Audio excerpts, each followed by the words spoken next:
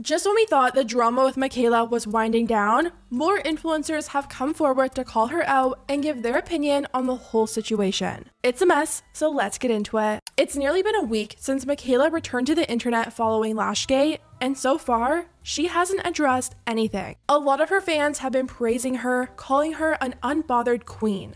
But I think Mikayla is actually very bothered. Every single video she posts, she takes any chance that she can get to reference the situation, and she even replies to any and all comments that reference lashes or mascara. One person asked her what she was wearing, and she replied, "Kiss Ruffle." Another person said, "Which mascara are you using? Or is it just the falsies?" I mean, come on, clearly referencing the Lashgate situation, and you would think Mikayla would want to avoid answering, but she did, and she said, "Kiss Ruffle." Another person commented, "The Ardell wispies look great here, girl." And Mikayla took the opportunity to throw a little bit of shade back at Ardell for them confirming that she was wearing their falsies, and she said, "Kiss lashes over Ardell." Then to top it all off, Mikayla actually went and used the famous telescopic lift mascara again, and let me tell you, the results don't look anything like her paid promotion. Curl the lashes. I'm just gonna do one coat of mascara because I'm pretty sure my lashes are just gonna like get wet. Like, come on. This video right here should have actually been used for her L'Oreal ad. No fake lashes, the mascara still looked great, and she could have avoided literally breaking FTC guidelines and this whole mess. At least we know for sure she was wearing lashes in that ad because, yeah, those results are literally night and day. Someone commented on her video and said, "How did your lashes double in volume with one coat?" And Mikayla said, "That's usually what mascara does." So I don't know if this is her trying to address the situation without actually addressing it and trying to say that the mascara alone gave her that kind of volume, but we can all clearly see it's two majorly different results. A lot of influencers are still coming forward since Mikayla's lack of response, and they're calling out the deception. Raw Beauty Christie did this really amazing video titled, "We need to talk about false advertising and why you should care." And everything she said in this video was so perfect. It was a direct response to all of the Mikayla fans saying how they're living for how unbothered she is and how the whole thing isn't that serious. And Christie, as a member of this community, was not having it. She went into deep detail about why it actually is that serious and why these people should really care. There is no such thing as just when it comes to false advertising. If you okay it for one thing, you're okaying it for everything. And just because it happens doesn't mean we as a collective should be okay with it happening, in my opinion. If somebody goes out and buys a product based on your recommendation, it doesn't perform on them the way that it did on you because the ad was misleading, that's a problem. And the only rational reason I can think as to why so many of her fans don't see the issue with this is maybe they're super young and they're not old enough to actually work hard for their money and care about where they spend their money. For someone working a normal job, you could be working a few hours to pay for that mascara only because you saw Mikayla's review and you thought it looked really good. Only problem is, you're gonna go home and try that mascara out and you're not gonna get the same results that she got, and you're the one out of $20. Mikayla doesn't care. She got sent that mascara for free and probably made more money than anyone makes in an entire year for a 30-second fake review. I think Christie brought up a really great point in her video, and that's to even take your favorite influencers' recommendations with a grain of salt. These people are making crazy money, and at the end of the day, even if they aren't going as far as throwing fake lashes on and calling it a miracle, you just never know how truly honest someone is being. Don't forget that many of these people, and not all, but many of these people are like making millions of dollars, you guys. Like, we're talking crazy money. And I guess what I want to say to everybody is to always take everything that you see online with a grain of salt. From me included. Everybody. You don't know them. You don't. And you should trust them as far as you can throw it. I feel like that was a huge reason why so many people turned to influencers. We got so sick of dealing with the deceptive ads on TV, and influencers started off as these really honest, almost like friends that we could trust. Unfortunately, once insane amounts of money starts getting put in their face, a lot of them don't have the morals or ethics to stay true to themselves, and this is what ends up happening. BFR. For real. Because this ain't adding up. Tana Mojo also talked about Mikayla's lack of response, but she was living for it. Y'all, I'm sorry, but I aspire to be this level of unbothered. Worldwide mascara gate scandal, 50.2 million views, and the came back, no apology, didn't address it, and is reviewing a Huda Beauty setting powder. Come on, that's gold. I will never be apologizing or addressing anything again. And I mean, that's honestly not that surprising. We're talking about Tana here. The girl that sold that really cheap Shein underwear for double the price, removed the storefront, and ignored people when it came all ripped and unwearable. If anything, Tana is probably taking notes from Mikayla. Tati Westbrook also addressed the drama, and although she didn't mention Mikayla directly, she made her stance clear on this whole situation. I mean, there's like the TikTok YouTube wars that are like the Hunger Games like are about to begin. And honestly, I thought it'd be really fun to use this mascara again today because, you know, why not? Actually, I think you mentioned it at breakfast. Somebody used this for a sponsorship and put on false lashes. Allegedly, but literally. Now we're in this era of short form content where, bless it, you can make some money doing like a minute-long sponsorship, but we're all just kind of like, it's okay, it's okay, it's okay. No one gives any pushback. So as much as I don't want to jump on that cancel culture train and like put someone down for doing what they're doing and being successful with it, I also think like there does need to be a flag raised of like, be authentic. Do not lie. It makes us all look bad. Like all of us look bad as a community, like reviewing beauty products. And she even called out Mads Lewis with the whole everyone lies and everything is a lie, who cares video.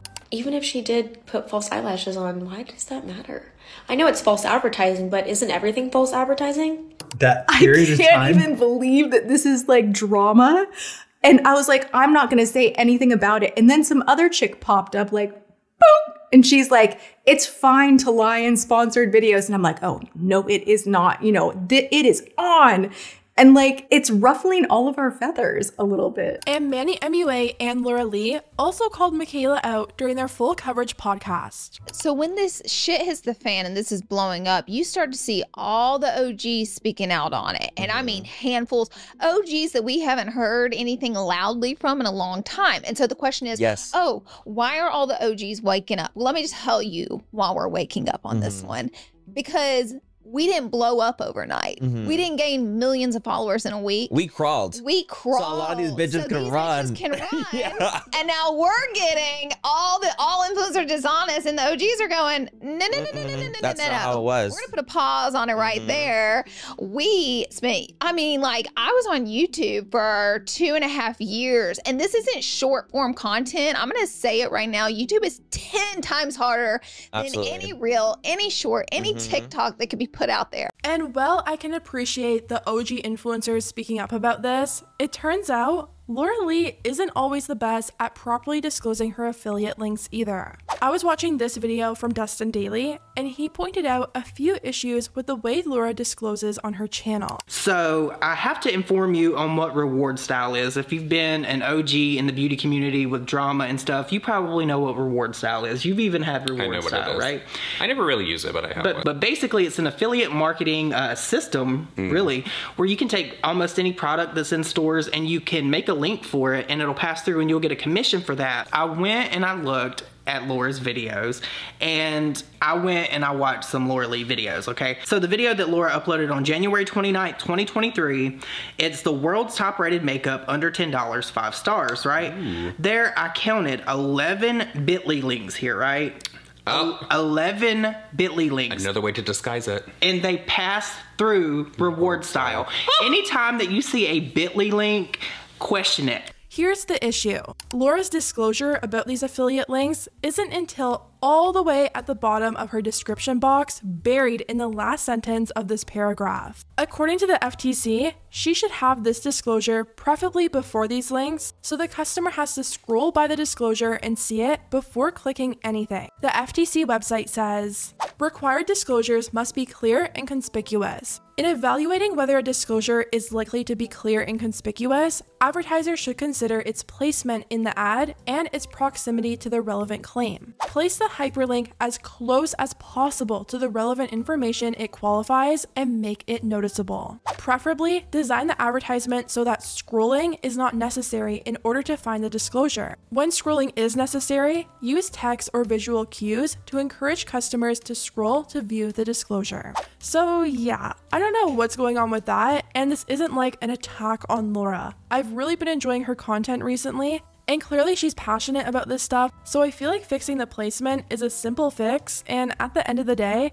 if her fans really trust her, they're gonna buy the product even if the disclosure is where it should be, so why not make it right? Finally, another beauty guru who's once again called Mikayla out is Jeffree Star. As you guys know, Lashgate ended up summoning Jeffree Star back to the beauty community, and he said he was gonna start doing reviews again since all these new influencers are liars. You've woken up the mother beast, and I'll be reviewing makeup starting again next week. Even though Mikayla never directly responded to Jeffree, she did poke fun at him in a recent TikTok. Recently, there's been a ton of talk going around about Jeffree's new NFL boyfriend, and there's been a running investigation into who this man might be. A lot of NFL wives have come forward to clear their man's name, and it's kind of just been a bit of funny, lighthearted drama. Don't be insecure about your marriage.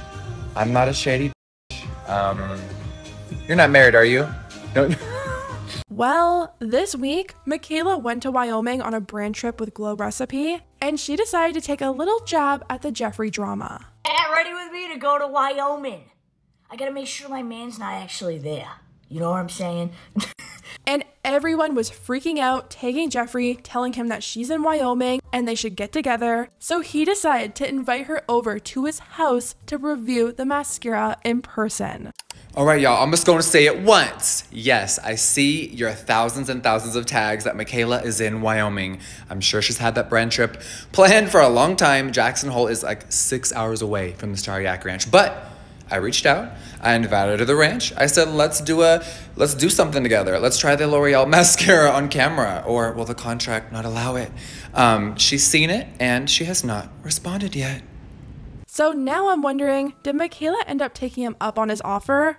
I mean, she has mentioned him a few times now. She's poked fun at the drama. She's insinuated that her mascara is magic. So I wonder if she's gonna go on his TikTok to try and prove everyone wrong. I will say, it looks like a lot of people think that's never gonna happen, with one person writing, I feel like she'd love to, but her team will keep her away. And Jeffree confirmed that was true, writing, they already have in the past. Another person said, I want drama. And Jeffree responded, I don't. I just want honesty and integrity in the beauty community. Is that so much to ask for? And even though Mikayla's comments are flooded with people telling her to respond to Jeffree and go and do the review, it looks like that's probably not happening anytime soon. Her last TikTok was her and Cody in what looks to be an airport, and she said it was her last day there, so... Just like that, the Glow Recipe trip has come to an end. We finished off with a farewell dinner, and we cheersed to what was an incredible trip. Not looking too promising, but I guess you never know. Anyways, guys, let me know what you think about everything down below. How are you feeling about the way Mikayla is handling all of this? And what do you think about the complete lack of care her fanbase seems to have? Also, let me know what you think about Jeffree's offer. Do you think Mikayla should do a collab with him and try and clear her name? Or do you think it's probably in her best interest to stay away? Personally, I think if she knew in her heart that she wasn't wearing false lashes, she would be on everyone's channel proving everyone wrong, but so far, it's crickets. So yeah, let me know what you think, and I'll see you next time.